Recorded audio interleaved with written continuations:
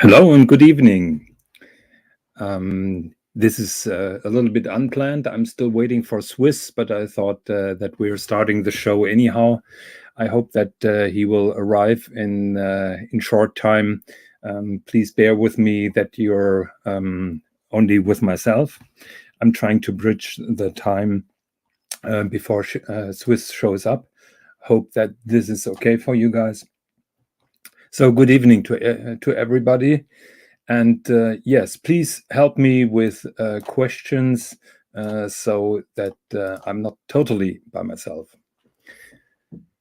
So we had an interesting show yesterday where we've been talking about my adventures in Milan and also parts of the Philips auctions. I hope that we can continue this. But before we go into the meat and potatoes of that, I would like to give a short resume or a short, how to say, nod to the last show. We had two questions which I personally found interesting, and I wanted to present them to you. So I'm trying to share the screen with you. Okay, here we go. Yes. I hope that it's large enough. We have, in my opinion, two very interesting questions by Dave Corey. The first question I will leave to Swis to reply. Dave Corey asked, Swis, could you spend a minute talking about the practicalities of auction? How did you get your hands on them? Do they have all the watches on display for anyone to fondle? I presume there is super tight security, or did you need a special appointment to see them? As far as I know, Swis could basically walk in. I think he had to present his ID, and that was more or less it. Some of the watches have been protected, like the AP number 02. But other than that, it's very easy to handle those watches. So there are basically no limits. He said yesterday that security was watching after him when he put one particular watch on his wrist, but I forgot which one it was. So is Dave Corries, and good evening. You're here in the chats. Welcome. The second question I found very interesting. Dave Corey asked, excellent. And Jonathan Quayle-Higgins, you mentioned in this that you talked to the pt.2 designer. Could we hear more of that story, please? Actually, I don't have very much to say about the meeting. As far as I remember, it was very brief. It must have been in the 1990s, so it's over 30 years ago. I remember that I was attracted on the models. He had some oversized watch models on display on his booth. And I went in and I was just curious for which other models this designer was responsible for. And a guy chatted me up and asked if he could help me. And it turned out that it was Mr. Hüsek. I was researching him. There are two very interesting articles that you find online. If you just Google Jörg Hüsek with an I, Jörg Hüsek, and then I say watch designs. So there is one article by Crown Caliber which I like to share with you. Why doesn't it show up? Yeah, because I'm a dumbass. 1 second. It opened a new window.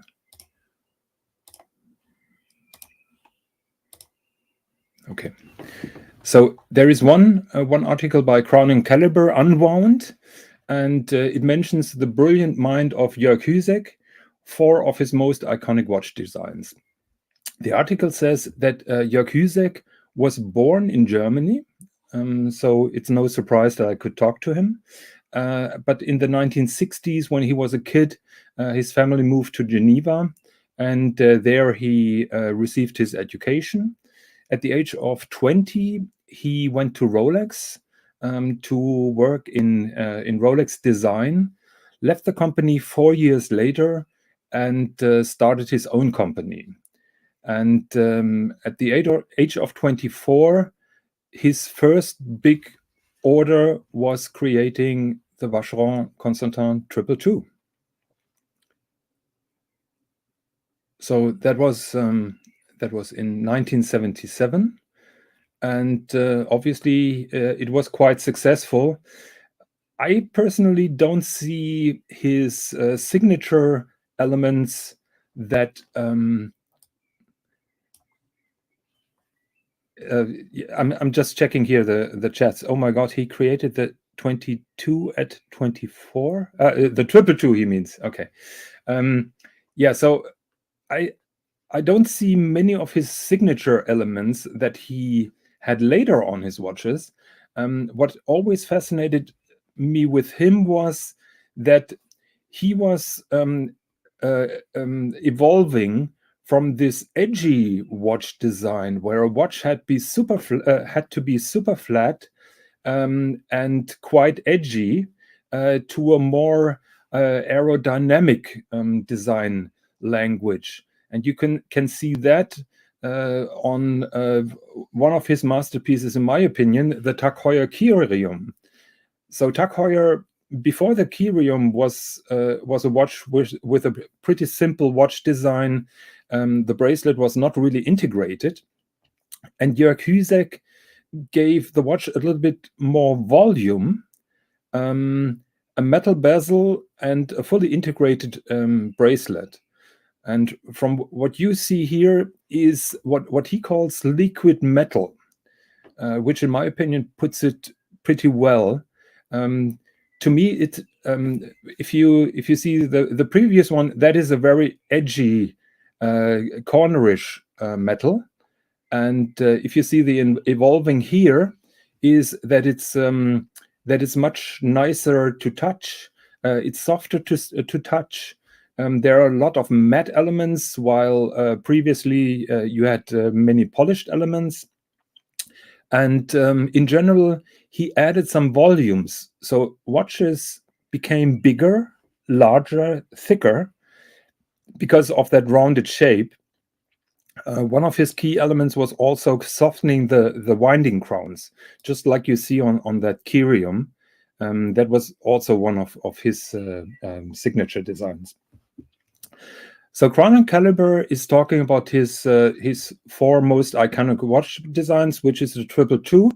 I was surprised when I visited his booth that he was also responsible for designing the Breguet Marine. So from what you can see here is that he also added volume. He softened the hard Breguet design, and he added a relatively soft crown and crown guards to the design.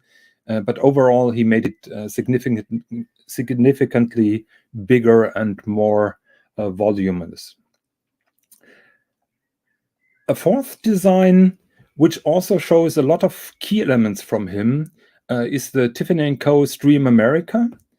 If you disregard the rivets for a second, you also see that aerodynamic, soft design on the case, the rounded crown.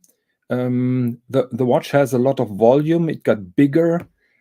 He also integrated another metallic bezel instead of the traditional bezel inserts that you find on dive watches. And other than that, Hüsek worked a lot for other companies. Now I lost the article. Allow me one. Sure. I'm a very bad multitasker, so I apologize that it's not going that flush.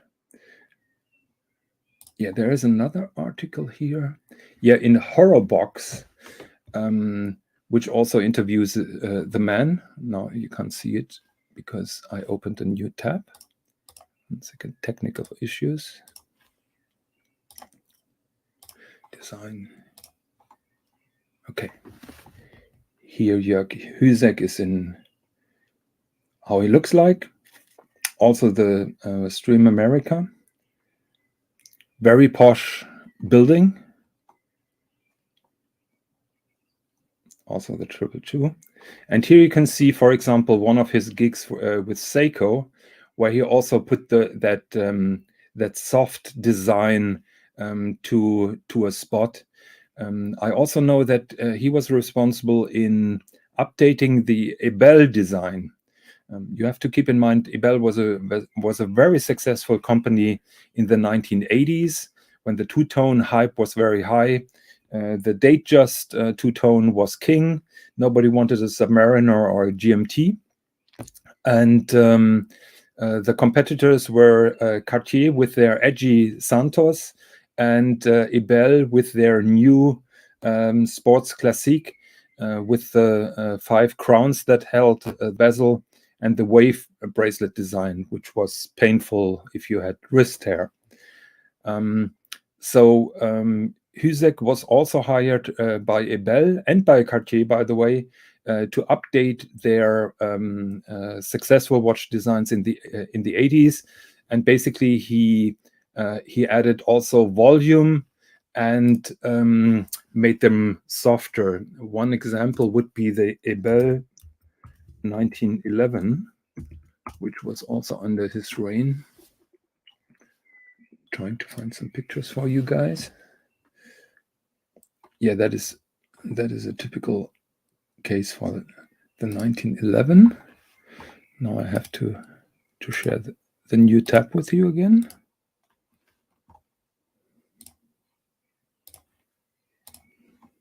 Okay, here we go. So that is a typical 1911, and you can see that he added volume and softness to the traditional Ebel design. He did the same with the Santos, which became the Santos Galbe, which was also much more rounded than the traditional one and had also that dynamic shape. Like I said previously, the crown is his signature piece, so he always rounded the crown a little bit to make it softer and smoother integrated into the bracelet. So that is my excursion on Jörg Hüsek, and Swis is still not here. So we have a question by Danger Will Robinson. Breguet, please don't give me those reference numbers. Tell me the model, but Bobby Google is your friend. 7097. Let's bring that up. Oh, yes, that is JJ's watch, isn't it? 1 second, I'm gonna screen share it with you. Oh, Swis is showing up. Hello, Swis. Hello, hello, hello. What happened? I was stuck on the road. Fuck me. I didn't even have time to eat or nothing. Hello. Do you want to eat and I continue my monologue, or are you joining us? No, it's fine. Give me 1 second. So, what did you talk about? I was doing a tangent about Jörg Hüsek design Okay. because Dave Corey asked how it was like to meet him, and my visit was very brief and very short, so there is nothing really exciting to talk about. So instead, I was talking a little bit about the work that Mr. Hüsek did and the upgrades that he brought to Ebel and Cartier and other companies, and some of his signature design pieces. Now we have a question by Danger Will Robinson, opinion on the Breguet Tradition 1797. In my opinion, absolutely gorgeous. It is very close to the perfect Breguet that I know. If you want this this chopped design, which is typical for his pocket watches as well. Breguet consists of two lines, basically with a dial that covers the entire watch, or with those little sub dials where you can see a little bit more. What do you think? Yeah. I absolutely love these watches. Yeah, I have a soft spot for any retrograde complication, and these heavily use retrograde. Here you can see it on the second hand, or there is also one with the retrograde date. There's another one with a retrograde second time zone, and they are all absolutely beautifully executed, and yeah, I think they are awesome. Yeah, what I like about them is that they're going a little bit from what Daniel Roth did for Breguet. So it's a step forward because the design became a little bit repetitive and very classic, and that doesn't bode well with the younger audience. And I think those kind of watches are a smash hit and bring Breguet to a very good level. Although there is no anglage, no Geneva stripes, nothing, but that is an homage to the traditional pocket watches and the way that Abraham Louis Breguet did it. Absolutely, yes, absolutely. Okay, so Swis, from the last show, there was a question by Dave Corey, and I'm happy to repeat that question again. Yes. Because that was directed to you. Tell me. And yes. So Dave Corey was asking the question, Swis, could you spend a minute talking about the practicalities of the auction? How did you get your hands on them? Do they have all the watches on display for anybody to fondle? I presume there's super tight security, or did you need a special appointment to see them? Okay, so the as far as I know, I didn't visit the Sotheby's auction, but I guess it's the same as the three others. So there is 4 big auction houses: Sotheby's, Christie's, Phillips, and Antiquorum. I went to 3 of them.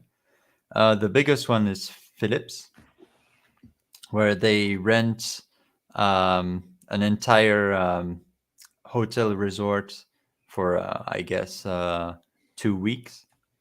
They built a special tent, huge thing outside, and yes, they do expose every watch over there. So there is obviously big security, but it's not that. It's Did you have to present your ID, or was there a security check at the door? With Phillips, you just show your ID. They just note it, give you a little. No appointment. No appointment. No nothing.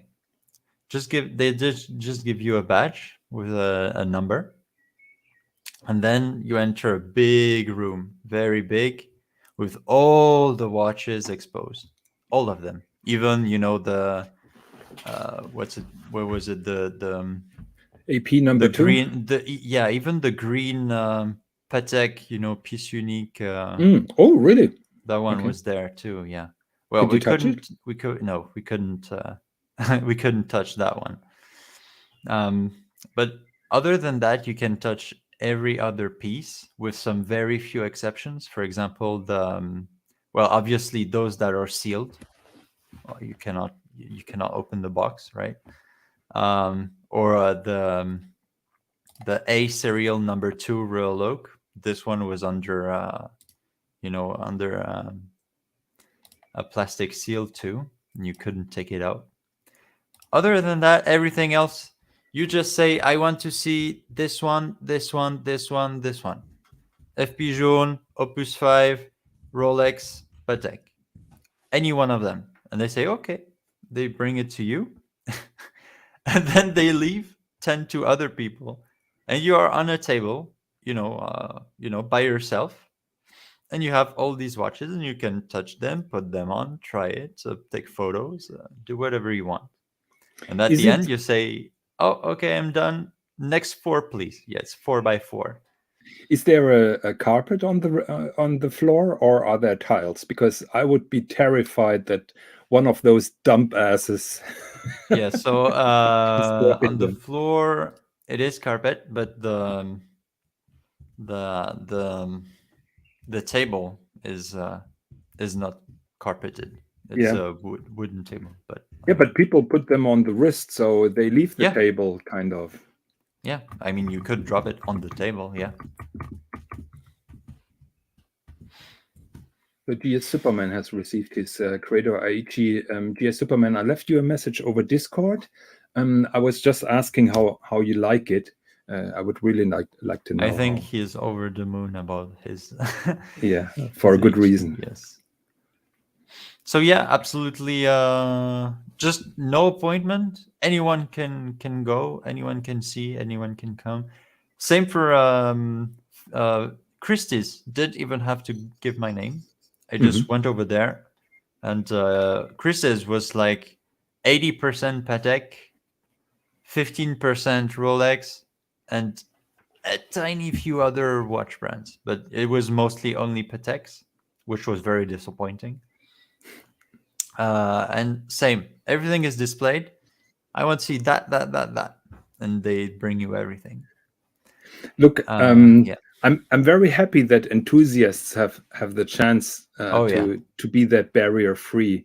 But let's take the perspective that you have a heirloom, a perfectly mint, unworn, rare piece, and you know that in the next 2 weeks, probably 1,000 people will be touching your precious Mm-hmm. piece and probably put a scratch into it because they're still wearing their watches when they try it on their wrists and so on and so on. Mm-hmm. Wouldn't that concern you a little bit if you were an owner of a bloody expensive watch? Well, I would be concerned if I'm the one buying the watch. Oh yeah, that as well. Yes. Yeah. Mhm. You're like, okay, it went through so many hands in the last 48 hours. But yeah, probably they're all like heavily insured and everything. Hopefully, yes. Yeah, I mean, it is how it is. By the way, Opus 5, did you know how much it ended for? No, do you Should we do you pull it know? up? Yes, I Yeah. know it was super disappointing in my opinion. Oh, For 5 kilos of platinum. it Do you want went to pull it super up? cheap. Yes. Wait. Okay, wait. I Mhm. have to. Yeah, yeah, I What didn't is your enter guess? the How price. much did it bring?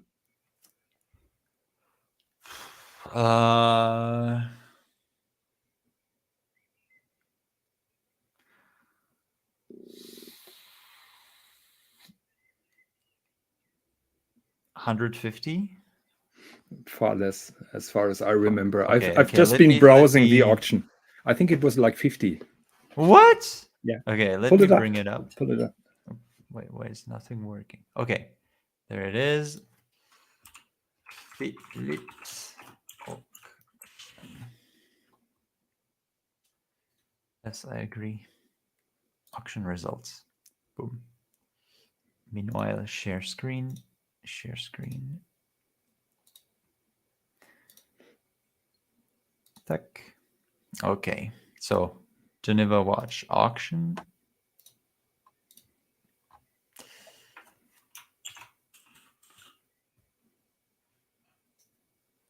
Accept the So terms. okay, that is the Opus 3. That one at least did well.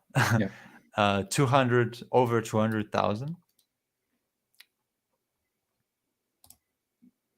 Oh look, 150. Oh, What did I 150? say? Okay. Yeah, you said Ooh. 150. So I And memorized it badly. But 150 is still cheap for this kind yeah, of it watch, is don't you still think? cheap. Yes. Yeah. Sorry guys, I know nothing. And Swiss was Yeah, right. honestly, it should be more than that. But it's such a particular design, and I mean, when it's FP Jaune, people care. When it's Baumgartner or anybody else, I don't think they really care. Yeah. So yeah, but very impressive watch. I mean, when you wear it, you're gonna feel it. 50 millimeters. Yeah, it feels like a golf club on your, Yeah. the head Dave of a Corey, golf. Yeah, I apologize for having freaked you out. yeah. I was also a little freaked out, to be honest. I'm very bad with numbers, so yeah. So when was Disappointing was that also the done? two-tone or 222, because from the description I understood that the two-tone was the rarest of the three, gold, steel, and two-tone, and the two-tone was the cheapest. I think it brought 100,000, as far as I remember. 100,000, exactly 100,000. Yeah, but the other ones were 150 and 190, Yeah, as far as. but I mean, two tone really isn't in style right now. It's yeah, I can understand why this one didn't perform as well as the other ones. Yeah. But it's still a beautiful watch. Oh, absolutely. In my opinion, it's the best because it emphasizes the bezel and everything. Yeah, yeah, it is beautiful. I still would prefer either full gold or full steel, but two tone is nice too. Okay. Right. So shall we talk about the AP auction? Yes, please. So wait, I have to go here. Result. There. Royal Oak, 50th. So I had a look at the results yesterday, and some did good, but I think in everything considered, it could have been a tiny bit better. I still don't know why sometimes it's not. Like, for example, this one, very model number one, lot number one, very important model. Yeah. From 1999, time for the trees foundation, extremely rare, absolutely beautiful. Condition is spotless, and it did 100,000. Meanwhile, people are paying double for 15202. Yeah, I wanted to say a steel AP Royal Oak is still a high price, but Yes. keeping in mind that basically every or any steel Royal Oak is now 100,000. That is quite a bargain. Would you mind pulling that tantalum up, number 6, I think? Yes. Okay, so this is one of my favorites. Mhm. Is actually a combo that I also only saw AP do, is tantalum and platinum. And it's really nice because you can see how tantalum is like a darker gray color, very dark. Actually, the hue is bluish even. It's bluish gray. Yeah, yeah, kind of bluish, yeah. Like And the it's bloody heavy. yeah, the chronomètre bleu from FP Jaune uses tantalum. Mm. And there is one version of this watch that is with the tantalum case, but the second tone is platinum, which is a beautiful silver color, and it shines like, like a diamond in front of a fire. Mm. It's amazing. So I remember, I think that it was around 2000 when AP started this tantalum. The problem before was that blackened watches were powder coated, just like the Porsche design and all the other watches, and the coating was wearing off. And people wanted to have those darker tones. Ceramic was only invented at the IWC Da Vinci. Other than that, there were no ceramic watches. Bless you. Thank And you. so AP introduced that tantalum. It was not really a success, I must say, although the visual effect was quite striking because of that totally different tone. Okay, wait just 1 second. What if I do that? Poof.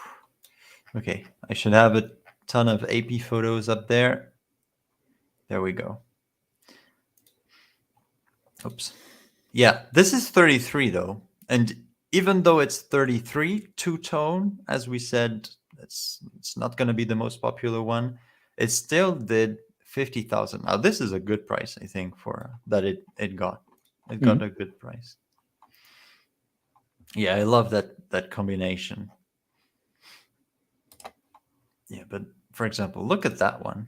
So this is a stainless steel perpetual calendar that fetched 330,000 Swiss francs. That is steel, isn't it? Add 10% to get dollars. Yes, in steel. It has a beautiful. Wait. So So wait. This photo actually shows it. Oh, why can't I? Just want to zoom on the photo.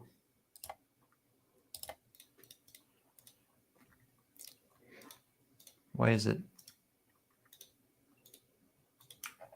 Well, you can see it somewhere here.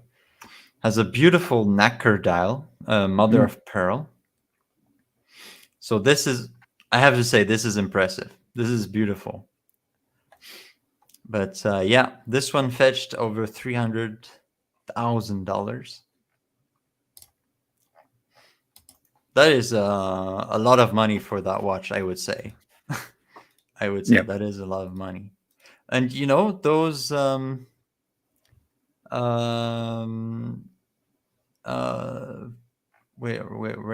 is it? The Yves Klein. Oh, Yves Klein, yes. Yeah, let me find one of those. Okay, for example, that one. These they are extremely rare. So the little story is that there is this guy called Yves Klein. He's an artist who has one obsession is to find the perfect blue color. Apparently everything, all his work is centered around blue, and he has been looking for the perfect blue hue. And apparently he came up with this blue. Is it did he give that blue to AP, or is it just a coincidence? Because it's a similar blue, as far as I know. He has nothing it is to do the similar blue. So apparently he even patented the color. The how to make this blue color. And AP decided to make a few pieces with the exact same blue, and it is part of the Yves Klein collection.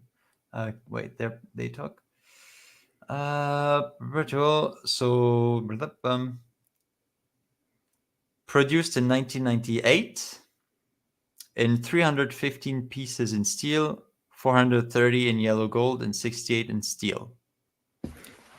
So Dave Corey made a nice comment. Looking for the perfect blue. What a wonderful obsession. Yes. I can only imagine the sleepless nights just being haunted by different blue shades. Yeah. Yeah. So this is absolutely beautiful, and I have a few photos of it. There it is. Oh, why can't I? Oh, there we go. Oh my God, why is it so struggling so hard? Let's give it. You need a new computer, my friend. So closed case back. 39 millimeter. No. As it was before 2000. This is amazing. I love this watch. Yeah. This is absolutely beautiful. Can you see the uncoated white gold screw nuts on the bezel looking out? They really look yellowish. So I'm talking to the audience. If you generally white gold is not perfectly silver. it has this very slightly, yellow hue to it, because there is such a heavy composition of gold inside. And what you have to do is you have to coat it, usually in rhodium, for it to be perfectly silver, like would be my vacheron. And apparently some people are really smart, and they get a beautiful silver color from white gold without the coating, and they call it gray gold. Yes, and additionally, the honey gold from Lange and Söhne is basically a white gold alloy, which has some elements of a yellowish material, so that it turns a little bit into the yellow direction. But that is why those cases are so hard. Absolutely. So I sent you a link to one AP in platinum with a white gold bracelet clasp, where it's so obvious the color difference between platinum and that white gold clasp. Do you remember? Where is that? Yeah, that is a good question. I sent you like 100 watches. I have. Oh, is one of the 100 links that you sent? Yes, exactly. Yes, one of the 125 links that I sent you. 1 second, maybe I find it. Yeah, I told Jonathan last week, just give me a list of your favorite watches, and he just sent me 10,000 links. No, I can't find it. But to be fair, every one of them except one from the Philips show, I managed to get some nice photos. Oh, beautiful. Okay, so as usual, when it comes to looking at watches, there is a beautiful lighting when it comes to looking at it, but the lighting is absolute crap when you want to take photos of them. So I will try to do my best into finding the best photograph. So we'll see. So what else? This one with we the might yellow we might come to. Shall we talk about it right now? Yes, let's do it now. Okay, this one is my favorite of all that I tried. So this is a 14790 in steel. It is it's not the most vintage one. It's quite it's 2002, 36 mil. So it's people would say it's too small or it's lady size or whatever, but for me it's perfect. And it has that beautiful yellow dial, which I think looks absolutely amazing. Really amazing. I agree with you. Yeah, I really like it. We were talking on another show what your favorites are, and you said that yellow. I thought that you could like it, but I was not sure if 34 is even too extreme for you. But obviously it wasn't. So for a Royal Oak, 36 is still okay. I tried 34. It starts getting a little small. But because when it comes to 34, the bracelet is so small then. Yeah. Other than that, other than the dial, I don't think it has anything too incredible to it. Yeah, so there is wait, they say here vintage with a petite tapisserie. Yeah, whatever. There is another one in the same auction that had a beautiful red, coral red dial. I think we passed it before. Here it is. I don't have any photos of that one, but this is also very interesting, and it also went for, the same kind of money, exactly same year, same reference number. So probably at that time they had like a little batch of colorful dials. So yeah, Rolex didn't invent anything. Yeah, I would say the designer moved over to Rolex a little bit later. And yeah, So this is on my wrist. What do you say? Isn't that beautiful? I like it. But I'll be honest, it's on the small side, isn't it?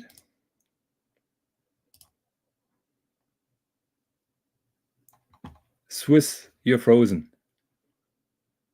Your computer crapped out. So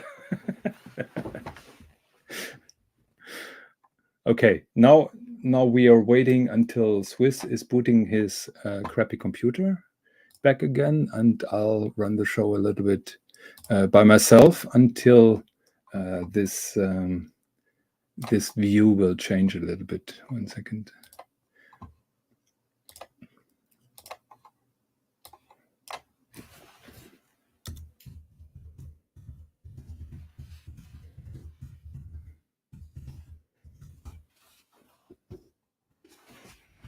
So 1 second.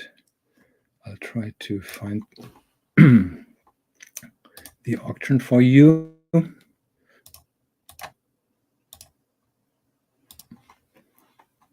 So it feels great to have the full power back.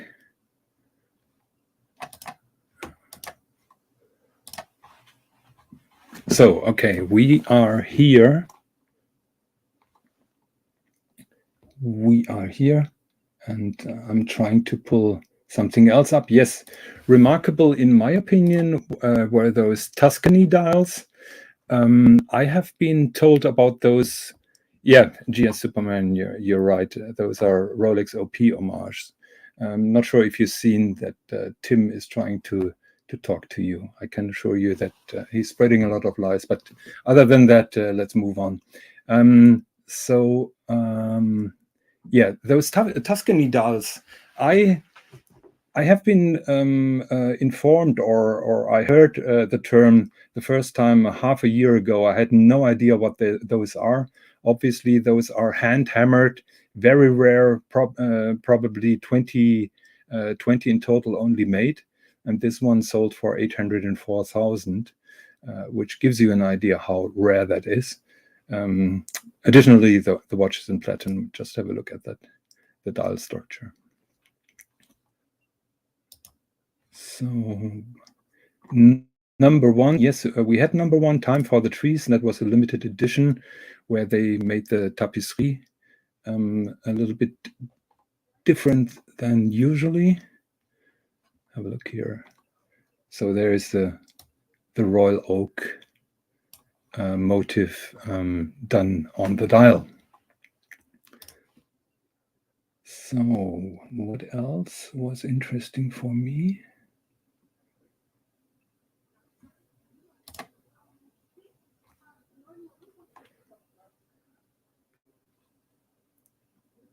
No, that's not it. With a gray crocodile strap.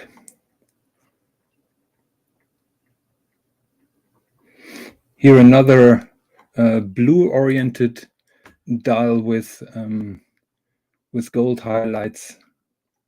Not sure if that classifies also Yves Klein, but it's pretty close, I would say.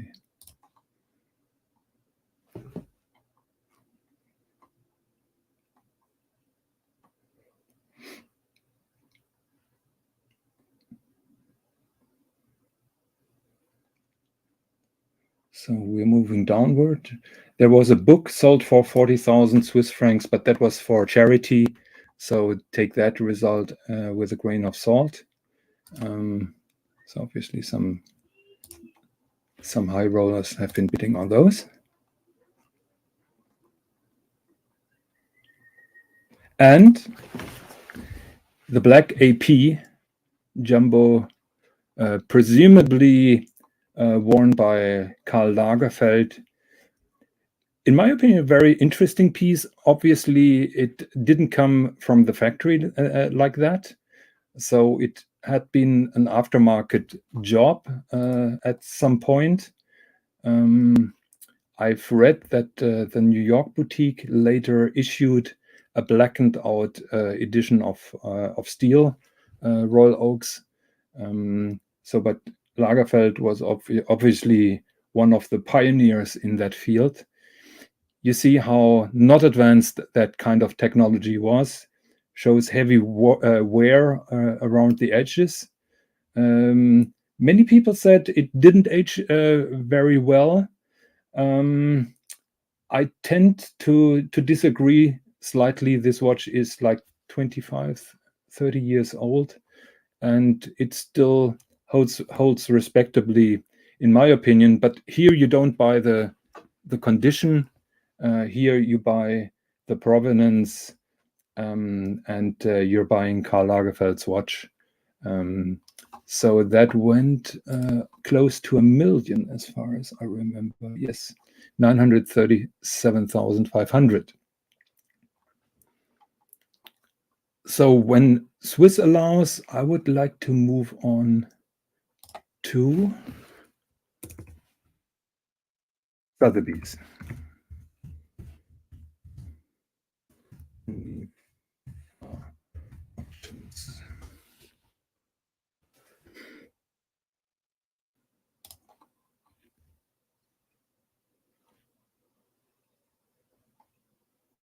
Oh, we had Sotheby's. Yeah, we were talking Sotheby's yesterday. 1 second, did I leave? I think day 2 brought other watches, if I remember correctly. We discussed the Uhrwerk. Let me see. Okay, I'm back. I'm back. Ooh. I actually lost internet. It's not my computer. Okay. That in Switzerland. Oh yeah. By Russians? Last week we had a nationwide blackout internet cut for more than 30 minutes. What happened? Did the Swiss government didn't pay the bill, or was I behind the attack again? I don't know. Okay. But the entire nation of Switzerland got cut from the internet for 30 minutes. Now that someone got fired. Yeah. Or even a group of people just lost a big contract probably. Okay. So what do we have there? I wanted to pull up Sotheby's, but Philips made an ad, so I ended up being with Philips again. But I wanted to briefly talk about this Lange. You mentioned that last week, and you had some beautiful pictures. I have nice close-ups of the watch. Mm-hmm. Wait, let me show you. Yeah, please do. No, you pull up the picture. Oh yeah. Well, while I pull up the picture, you can talk about it. I must be honest, I'm not sure if the current Lange with the blue dial also has that beautiful contrast that Swiss is about to show us. But yeah, have a look at those contrasting. Look at that dial oh elements. My god, this is beautiful. So you can see how there is a dual texture on the dial within this sub-dial compared to the rest of the dial that is like vertically brushed, and it plays with the light so well. It's absolutely beautiful. Yeah, I agree. But let's be honest, 110,000 for a white gold Lange 1, which can be had with a similar dial on the current version, is kind of freakish, isn't it? Oh yeah, totally. It did bring 110,000. Yes. Wow. 113 for a Lange 1. Yeah. Look at that. That is the best picture of this particular watch that I've ever seen, I must say. That is amazing. Yeah. Look how it fits my wrist. Yeah. 38.5. I tell you, it's the sweet spot for Lange. Yeah, that is fucking nice. Yeah. Wait, I even have, I think, a little movie if I can show it.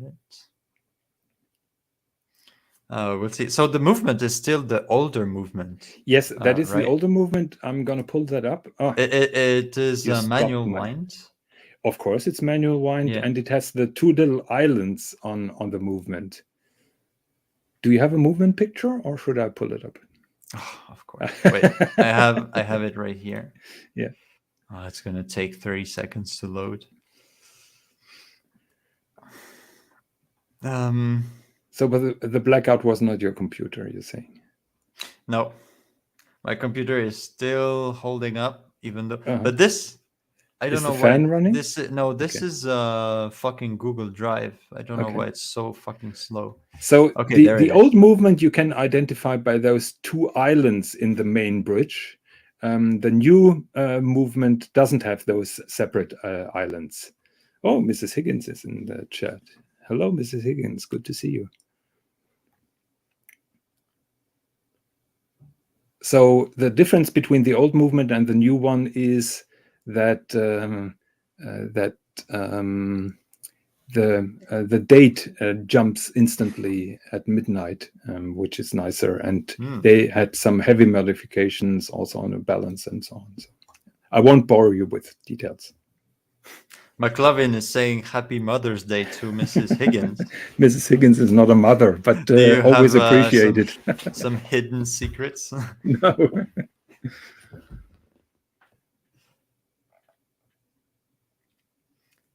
Okay, what else should we show? This show is So running you slow, and wanted we're to missing. talk a bit about the Sotheby's auction?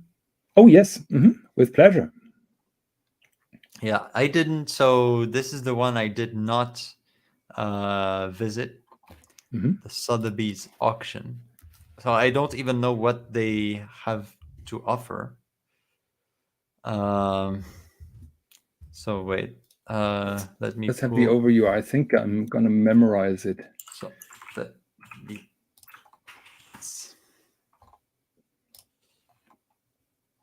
okay, fine art and jewelry.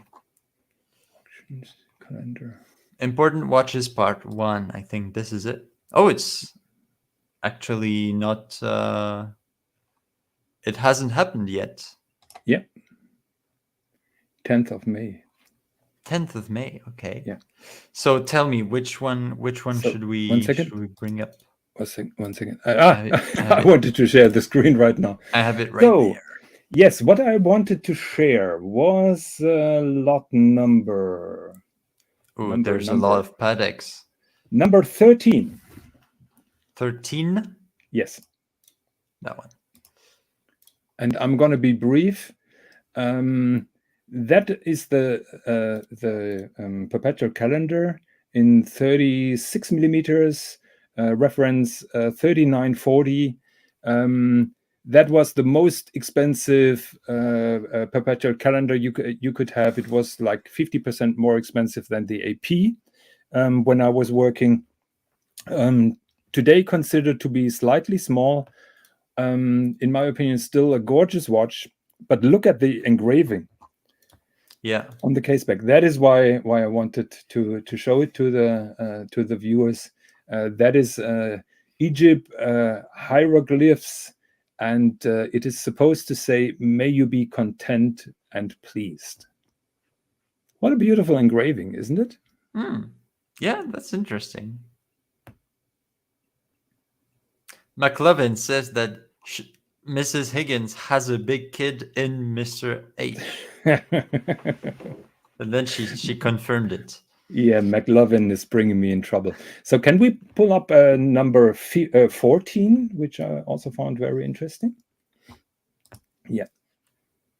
So that is a Grand Calatrava from 1943. And this is just an example how times changed. So this watch is 35 millimeters, but back then it was considered to be absolutely huge. So it's a Grand Calatrava with 35 millimeters. A little bit similar like the Royal Oak Jumbo in 39 millimeters. And everybody, or many people, are laughing about that size today. Grand Calatrava. Yeah. In stainless steel. Grande Calatrava. Yes. So we have a lot number 17, which I also found very interesting. And maybe we can manage to have a close-up on the dial. So that watch belonged to a diplomat and ambassador. I won't try to spell the name out because I can't do it. The watch is in 32 millimeters, I think it's made in 1958. Oh, What wow. caught my attention was the enamel center of the dial. So this is an enamel piece. Yes, that is an enamel center, and that dial is signed by the Stern Company. Oh, okay. So did the Stern Company make this dial for I Rolex? can't tell you, but it is signed Stern Frère. Wow, interesting. Yeah, And the it blue is also absolute. says that it is shock resisting. Yeah. What is interesting, if you try to enlarge the Rolex crown, so they put the crown into the dial before the enameling process, and then they kind of cover the crown up, which leaves the crown in a kind of dimple or hole. Yeah, it looks like it's sunk into the Yes, the exactly. enamel dial. Yeah. That is funny. Yeah, you can see with the reflections over Yeah, but here. you know that I'm very interested in enameling, and Absolutely. it's not always as easy as you would think, and that is, in my opinion, an example that enameling is a very, very difficult skill. Yeah. And So I think we, Sternfrère weren't really good at that, or yeah. Well, it is 19. What did I say? 1950? yeah, Or 1952. You said? I yes, think? 1958. Oh, 58. So yeah.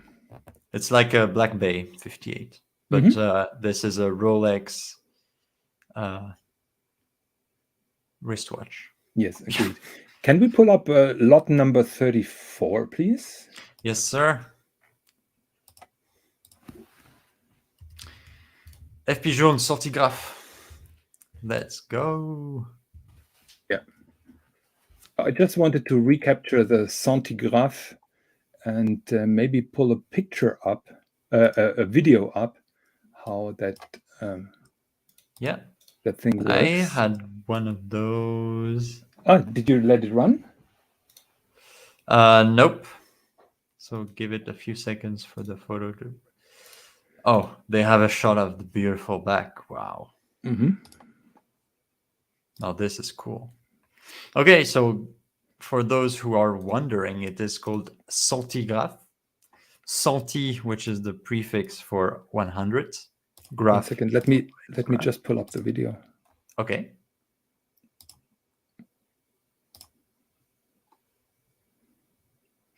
Can you make it a bit bigger? Yeah, I'm trying my best. Yeah, there we Here. go. There we go. That is how it rotates. Fully mechanic.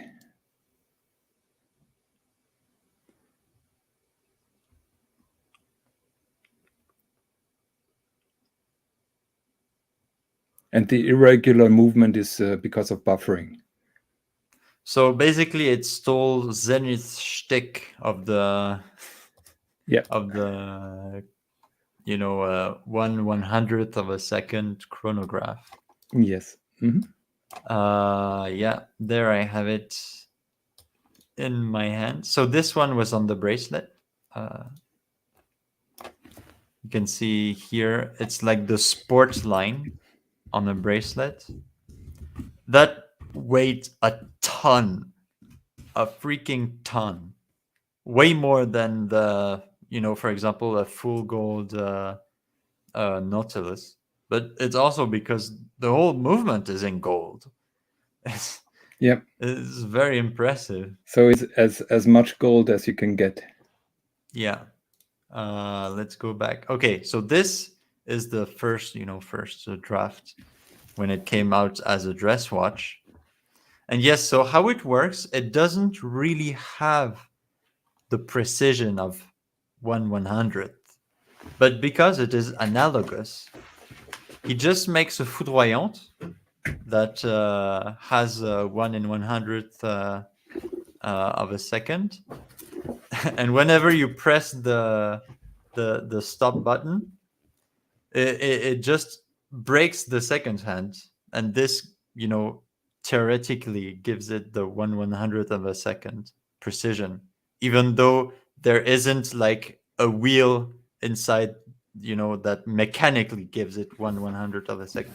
I don't know if I said it, understand, if it was easy to understand as I said, but yeah, he cheated a slight bit, but the result is the same. Yeah, it's nice looking. Oh, it is nice looking. So Look at that. Yeah, this is beautiful. Absolutely beautiful. Number 39. So yeah, would you, if you could have this watch, would you rather have it in the dress watch case or in the sport watch case? of course, dress watch case. No doubt Yes. about that. How about you? Me too. Me too. Okay. Me too. Can we pull up lot number 63, please? That is my favorite from this particular there's auction. an aquapod from MBN. Yeah. Interesting. I'll cut it short. I wanted to talk about that Gröbel Fossé, but we're going to skip it. Did you We're say already 63? 63, yes. You have to skip to page number 2. Yeah. Yeah. Haha. Pocket watches. So we are talking a lot about skeletonization recently with AP, with Vacheron doing all those watches skeletonized, and I just wanted to remind the viewer a little bit what true and proper skeletonization really looks like. This is a pocket watch by Gerald, but this is skeletonization. Many of the watches that you can buy under that description are, in my opinion, open work, but not really skeletonized. Yes. So skeletonized really mean that you carve as much as possible into the bridges. Yes. To really, just leave a bone structure, basically. Yeah. Yeah, that is true. And that is by Gerald. And then you have all the engraving. Look at that. Yeah. That is beautiful. He had access to very good artisans, I must say. Yeah. This is a masterwork of engraving. Yeah. Actually, everything freehand. GS Superman comments on the wear and tear on the full gold movements. I think he's referring to the centigraph, and that would be my worry as well.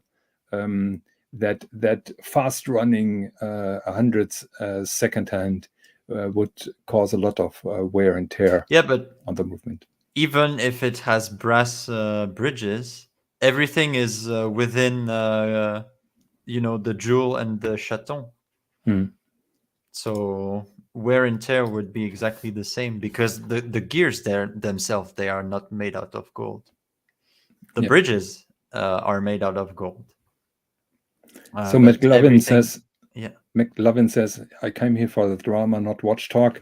Upvote, folks. We would appreciate if you could upvote, please. So yeah, I think I showed you yesterday when we were talking about this. I had seen a particular AP that had some masterful engraving. Wasn't it Patek? No, it was AP at the Antiquorum event. Let me find the photo once again. And this just shows you how AP is, today is cutting corner. And they are not, I think they were incredible, and now they are just great. I have this nitpick. I think AP today is just cutting too much corners. Now look at this. Swis, you sound like an old man. No. You're so young, and you said, that previous times were always better. The old man syndrome is rubbing off of you onto me. So it's my fault. Yeah, I will, I will slowly transform into the old man from Up, the movie Up. Oh, dear God. What did you go into? Poor man. Now look at this. Look at this engraving. Can you see the beautiful AP? Yeah, beautiful. Carved into the bridges of the movement. They don't do that anymore today. Even in their most prestigious watches, they won't do that. And just look at the Swiss-made engraving down there. Yeah. That is negative engraving. No, it's positive engraving, but still beautiful. Yeah. Can you pull up that? If you want to see with the front, front of the watch, let me show you. Can you pull up that skeletonized Patek that we were talking about yesterday? Oh yeah. On the photos that I got. Yes. Yeah. Okay, that was the. That was the front. Obviously the lighting is really bad, but yeah, actually you can see that this tourbillon is taken from the first tourbillon that AP made. Yeah. That solar thing. Yeah. Beautiful watch. And yes, the Patek would be before. Yeah, there it is. Let's take a movement shot. Please, movement shot. Yeah. Oh, basically there is only movement in this one. So this is, you can still have that watch, at retail. They still do it. It's the Calatrava fully skeletonized micro rotor watch. I think this costs $100,000 more. So Chris Clue says that Mrs. Higgins got more hellos than me. Welcome to my world. Yeah, this is also absolutely beautiful. Yeah, that is skeletonization. But do you think Patek is doing that in-house, or are they having that sourced out? No, I think they do that in-house. You think so? Okay. I would be shocked that it's not made in-house. Who would do that for them? I have no idea. I would guess that there are some specialized companies. Give you a nice close-up. Craft. How is that? No. It has to be made in-house. Yeah. Let me bring it back again. A close-up of the. Oh, look at that. That is beautiful. Yes, this is really amazing. Compare that to a recent opened work or skeletonized perpetual calendar. Can you see there? Something is written? I cannot read it. I can't read it either. Patek Philippe? Maybe Patek Philippe. Genève. This is Genève. Oh yeah, so that would be Patek Philippe, Genève. So should we pull up Mr. Genta's personal watch? Is it in there? Yes, lot number 72. Ooh, 5402. Wow. With a gold bezel. So is that confirmed to be Genta's watch? It is supposed to be Genta's watch. I'm not sure how confirmed that really is, but Sotheby's claim that this is a unique personal watch from Mr. Genta, and they are auctioning off some of his property. I think his sister is selling some stuff, including some they drawings. have been selling. Okay, so get this.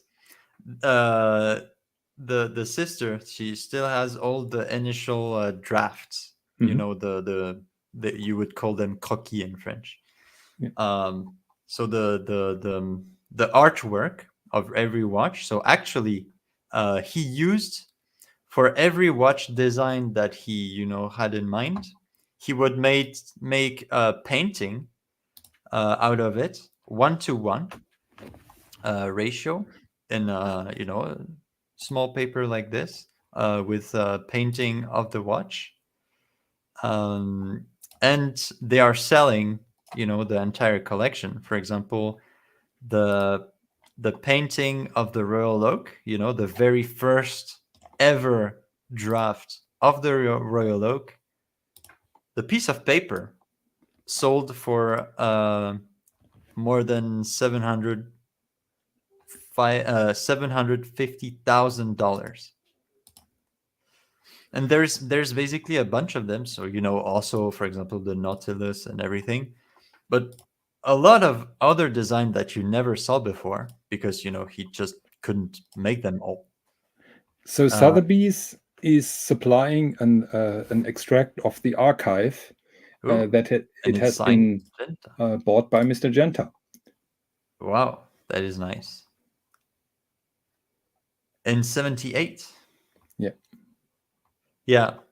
Let's check the numbers. It's 1556. 1556. Yes, I find that 1556 also in that. Here. And yes, if you buy the drawing, so the piece of paper, you automatically get the rights to the watch design. Oh, okay. So obviously the Royal Oak already exists, so you cannot run, right? But if you buy one of the drawings that has not been produced yet, you buy the rights to make it yourself, which is interesting. So I wanted to pull up this one, which in my opinion is a kind of predecessor to the concept tourbillons. It is an offshore. It's an offshore tourbillon. Yeah, but the layout and the case, the dial design, movement design, and everything, in my opinion, leads a little bit to the concept tourbillons. Don't you think so? Yeah, absolutely. Oh yeah, that is beautiful.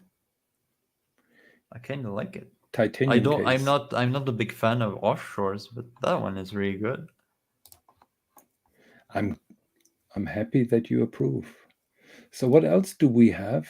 Do we have a green dial platinum here? Oh yeah, I really like that one just because the perpetual calendar Nautilus is so nicely balanced. Yes, I agree. So usually I'm not a big fan of Nautiluses, but I really like the perpetual calendar Nautilus, and also because it is in white gold. We agree far too much. And the blue, it's like a deep blue, not like the grayish blue that you have on the 5711. It plays with the light really nice. Yeah, beautiful watch. You have another picture up? I just wanted to show this one. Yeah. But this is at Christie's. It's not at Sotheby's. So this is a Rolex Cellini King Midas. And if you can see the striping of both white gold and yellow gold, that is amazing. I totally love it. It is so difficult to make because I think they're doing the white gold as a kind of inlay. Not sure. Did you take a picture of the rear side, of the back side? No, I couldn't. No. Are there pictures on the web page? Because I wonder if the rear side is also bicolor or if it is only gold color. My guess is that they're working as inlays. Okay, let's see. Auction results. I also would like to know how much that brought. Rare watches. The Kairos collection. Is that it? More? Okay, let me show you what I'm doing.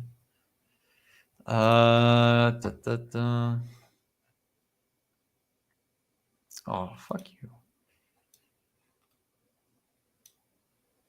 Yeah, this is where I saw that one. That watch, Calatrava. Yeah, they had a beautiful Cartier Crash, which people like or don't like. Yeah, one brought 1.5 million last week. Yeah, There is Oh, that watch that yeah, I platinum couldn't with see. green. Oh, I saw this one, the white ceramic perpetual. Absolutely amazing. So, oh, there it is. Look, look at that. So we cannot see It's the rear. They beautiful. don't have a photo of the rear, but Uh, look at this. how much did it bring?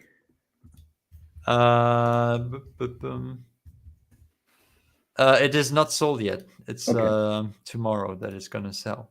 Okay. I mean, look at it. It's I don't even know how to describe this watch. You know, people start to appreciate the King Midas. It was far more expensive than a day-date. Oh, there's the rear. Here it There's is. the rear. Yeah, it's inlays. I remember I've seen this particular watch or this type with a leather bracelet, and I was very excited about it. But here with a metal bracelet, it's even nicer. Yes.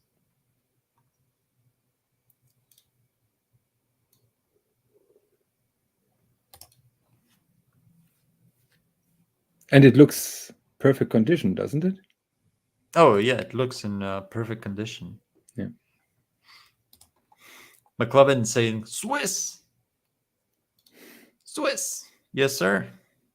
Yeah, GS Superman says the striping is amazing, but it would drive him crazy. I can't disagree with you here. It looks like a candy cane. Mm. You know the candy canes from Christmas. Yeah.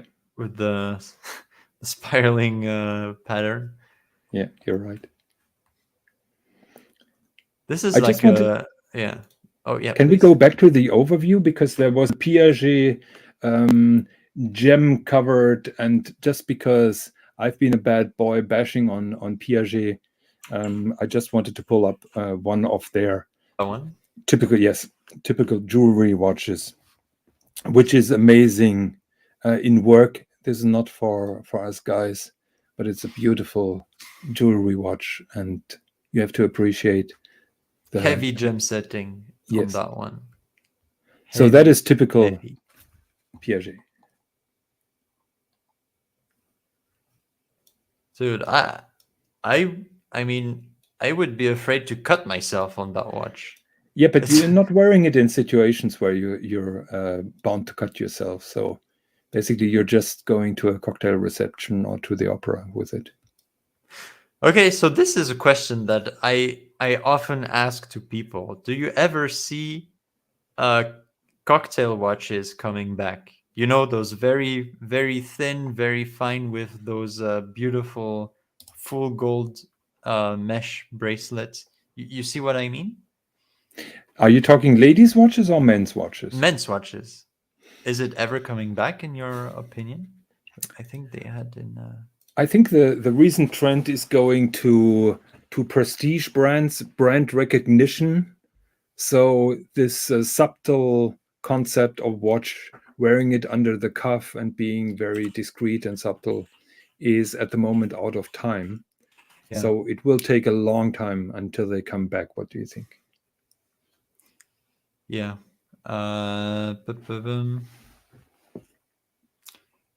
Why can't I find a nice photograph? Oh my god, Google is killing me.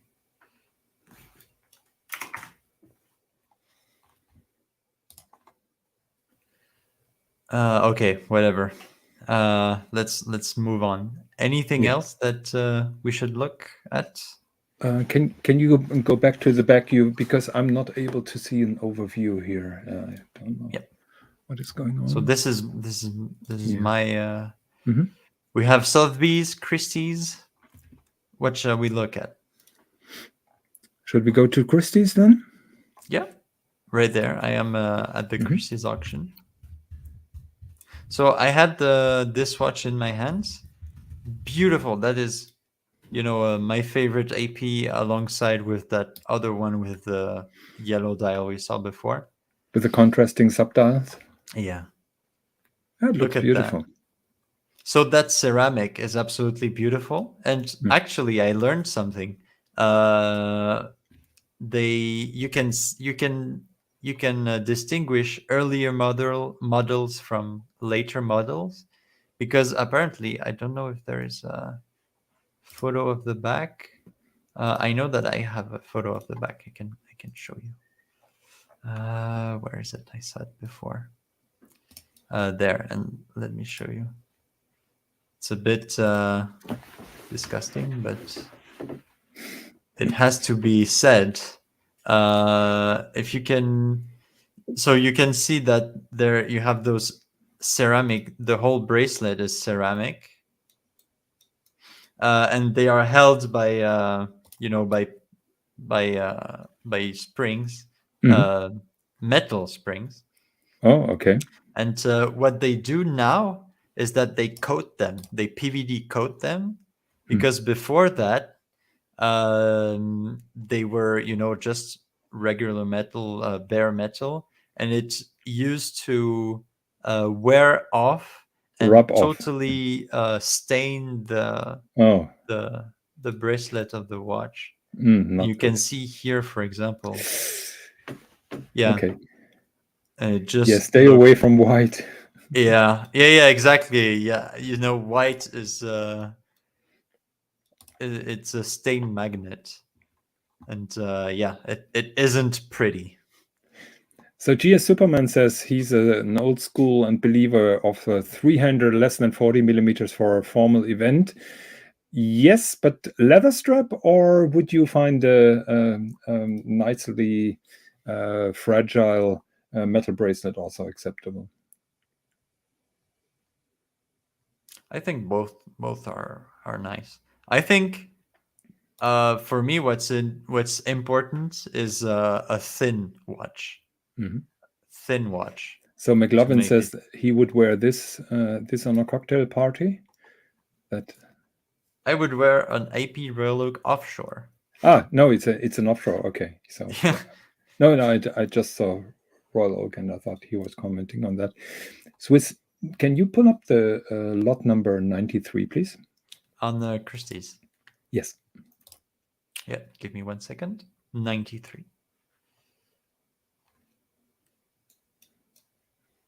But 70, 80. The with platinum the perpetual special calendar. with the special escapement. Yes. So we've been talking about the 3940 in 36 millimeters, which in my opinion still is under the radar.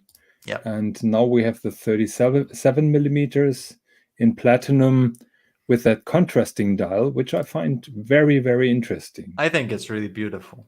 Yeah. But then we go on the case back. Yeah.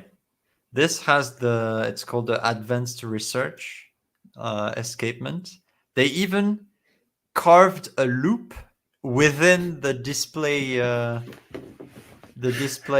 glass window. Yeah. That is just showing off. So yeah, that is, yeah, exactly. that is, They just want to show you where everything is at. Right so there. GS Superman says leather strap all the way. Would you also find satin acceptable if it's really a dressy watch? But I agree, leather looks really good. But that is really flexing here over that research escapement, the loop. Are they still doing that on the recent research ones? Or? I think they do. Okay. I think they do. So, do you know what's so important about this research escapement thing? As far as I know, it's a special silicon alloy, and it's not a round escapement anymore. It just it looks like a little bit like a handle that you use in your gym. So it's not fully round. It is like a steering wheel in a Formula One car. Oh, it also comes with a closed case back if you wish. But who would do that?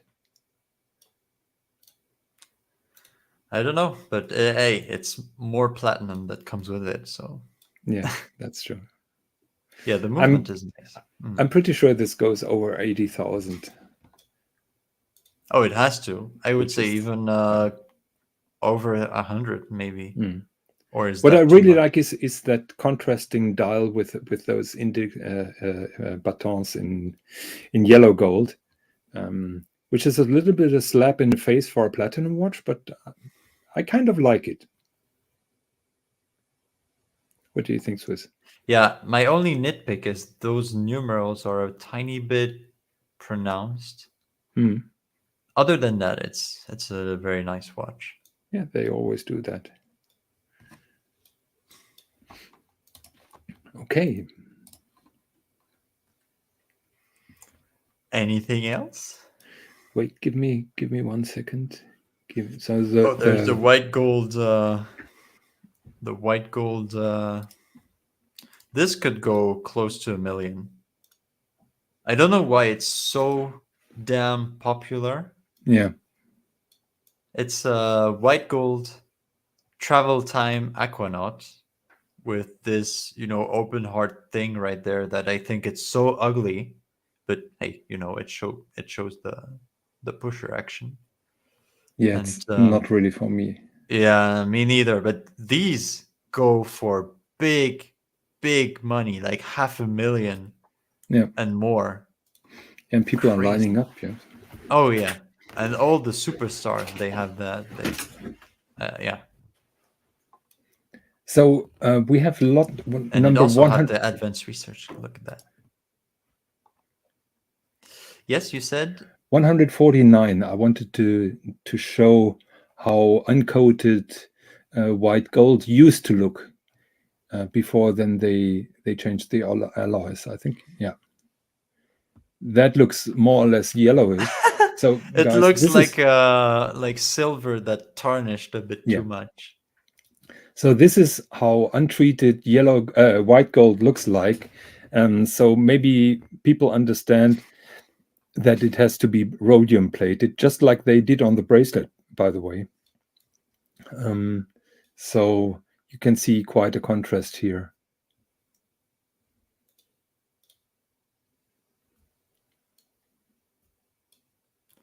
I mean, I don't think it looks bad. I kind of like it, to be honest. What do you think? From that big picture, from that center picture, it really looked bad. I agree that on the other picture it looks acceptable, but I tell you, if you put it next to a steel watch or a platinum watch, you will see the difference, and it will never satisfy you really. Yeah, yeah. It So looks like silver that yeah, oxidized a bit. lot number 151, please. The one with the green dial, the platinum.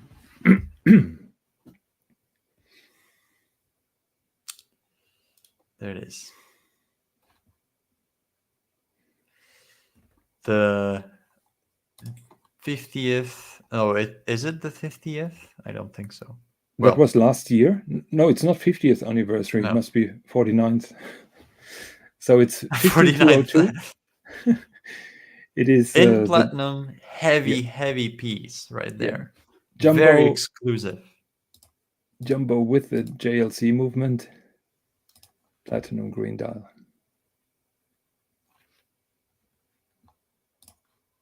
Yeah, this is very, very exclusive. Did you happen to try that on? No, I couldn't. Oh, okay. It is still stickered. You can see that from the side view. Yeah, you can see. Is it right here? You can see. Yeah. Oh, Chris Clues is asking questions. Oh my God. Swis and John, you know the sale prices. With a budget of 150,000, which watch would you have purchased? Oh, my 50, 36 mil yellow The yellow AP. one? Yeah. Okay. generally speaking, we have been seeing so many watches, and 150,000, you feel like a beggar. So I would say 75% of all watches go above that. 150,000. Which watch would I choose? So just let's give Jonathan a little second to think. I Yes. have a story about this watch. So Okay. there is this watch, the 50th anniversary version, okay? So very recently popped up on the gray market. Okay. So this is supposed to be the absolutely most exclusive 15202 that exists. And now the 16202 50th anniversary, one of those is already on the market. And so Francois Benamias, CEO of AP, lost his shit. He phoned every one of the collectors. He sold about 20 of them apparently since the start of the year. He phoned all of them to find out who it was, right? And apparently it was a young guy, 24 years old, part of a big family that are huge clients of AP. And the guy told him on the phone, "Oh yeah, it's me. I bought it, for like what would be the price? Like 70,000, 90,000. He sold it for I think 400,000. So he just made 300K in that transaction." And he said face to face to Benamias, "Oh yeah, it's me." And apparently he wasn't too keen about that, so he blacklisted the entire family from Audemars Piguet now. Yeah, that was the little story about this watch. So I'm still having a hard time. I'm thinking about that Cartier Guichet in platinum, which went a little bit over 100,000. But in the end of the at the end of the day, there was a datograph, which should be around 100,000, and I would choose that. Really, the datograph? Yes, datograph platinum. The Cartier Tanquet Guichet is such a better watch, such more exclusive. Yeah, exclusive. You want to be another datograph guy, like so many of them? I'm a Lange bitch, you know that. So. And I have deep regrets that I didn't buy the datograph when they were reasonable. So the question with that Guichet versus the datograph is, go I for the movement or for the crazy design? And at the end of the day, I would go for the movement. So where is the Cartier? There it is, just for people to show. Cartier Tanquet Guichet, this one, which Jonathan has a big crush on. Oh, yes. Or Chris Clue says, finally I got them to disagree. Yes. Or, I mean, yeah. Well, look at that photograph. This is the back of the datograph. Yeah. Yeah, this is amazing. I was about to say something. Oh, yeah. John, if you were offered choose between either the datograph or Cabaret Tourbillon. Lange. Cabaret Tourbillon? Yeah. You're asking difficult questions. Actually, and I'm putting my rear now out of the window. I don't like the Cabaret Tourbillon very much. No, I know that Perth Luxury loves it. I know that I think this is stunning, and I don't normally like square watches. This is fucking amazing. Swiss, there's a so much better Tourbillon Handwerkskunst by Lange, which is the Lange 1 Tourbillon with a black enamel. I don't want a Lange 1 Tourbillon. I want that. I want that Mickey Mouse tourbillon. But you know that this watch is 300,000, and among collectors, it's 500,000 or something. Yeah. It's so much better than a Lange one. Yeah. Ah, You know, I like the Cabaret, but this Cabaret tourbillon, no, not for me. I'll leave it for you. okay. And you were talking about this one. Yes, that would be my choice. It's So only half of the also price, probably. in white metal Yes, blackface, black black face dial. with that huge tourbillon bridge. Yeah, Cock. the claw. Yeah. It is Come on, stunning. Swiss. Say that it looks nice. Ah, it looks nice, but is that an enamel dial? Yes. Oh, that is nice. That is really nice. And But I and the prefer the movement cabaret. is only very subtly engraved. So let's put it like this: you get this one, I get the cabaret, and then we can meet and flex our Lange tourbillons together. Okay. So on the next show, we're Yes. flexing our Lange tourbillons. How great would that be? So Swiss, we are 1 hour 37. I think I'm gonna post the link just in case that anybody wants to hop Yeah. on to ask a question.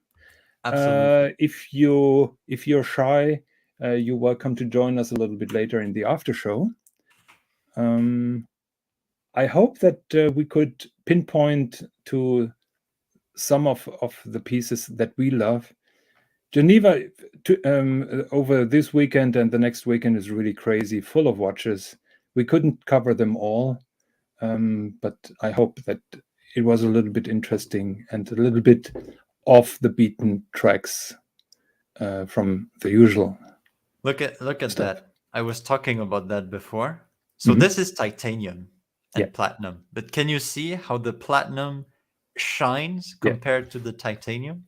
Yeah. I think this is beautiful. Absolutely. This is two-tone done right. This is the kind of two-tone that they should do more of. Unfortunately, AP is doing that in very limited numbers. Yeah, I Yeah. know. Yeah. Did you try that on? No. I didn't stay. No, this is Sotheby's, so I didn't Okay. go to the Sotheby's auction, and even at Christie's, we didn't stay that long. In Antiquorum, we saw some beautiful vintage watches. We even saw one of those singing birds from Jacques Edreau. You know, the Okay. boxes with the birds. Beautiful. Beautiful. Yeah, you showed us a video yesterday from Yeah. the singing birds.